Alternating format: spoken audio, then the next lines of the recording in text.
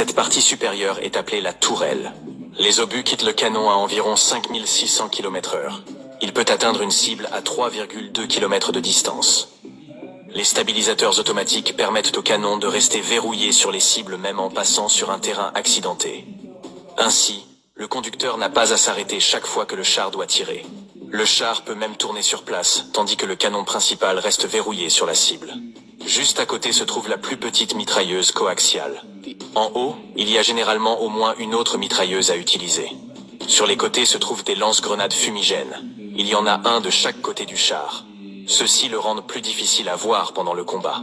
Il n'y a pas beaucoup de place pour l'équipement à l'intérieur du char, donc souvent l'équipage le met ici sur le porte-bagages arrière.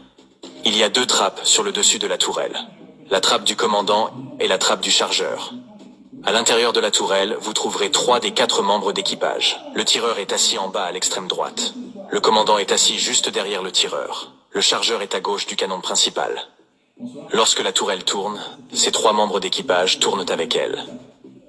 Sous ici, cela s'appelle le panier de la tourelle. Le joint entre la tourelle et la coque est si bon qu'il peut protéger l'équipage à l'intérieur en cas de guerre chimique ou nucléaire. Quelques autres choses que je veux vous montrer à propos de ce char. Le commandant peut voir à 360 degrés autour du char à travers les ports de visualisation. Les obus pour le canon principal sont stockés dans un grand compartiment à l'arrière de la tourelle.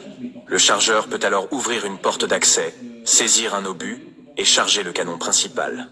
Cela doit être fait rapidement dans des situations de combat. Si l'une des munitions est allumée, les panneaux du dessus sont conçus pour exploser afin que l'explosion monte, au lieu d'entrer dans la tourelle où se trouve l'équipage.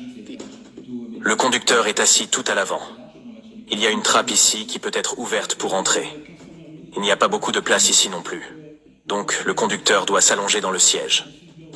Les commandes sont ici et 2 pédales de frein ici. Il n'y a pas de pédale d'accélérateur dans le char. Utilisez simplement les 2 guidons noirs pour l'accélération et la direction. Le conducteur a également des périscopes qui lui permettent de voir un champ de vision de 120 degrés. Habituellement, le conducteur entre par la trappe à l'avant, mais si nécessaire, le conducteur peut monter dans la tourelle puis à travers une petite porte dans le panier et dans le siège.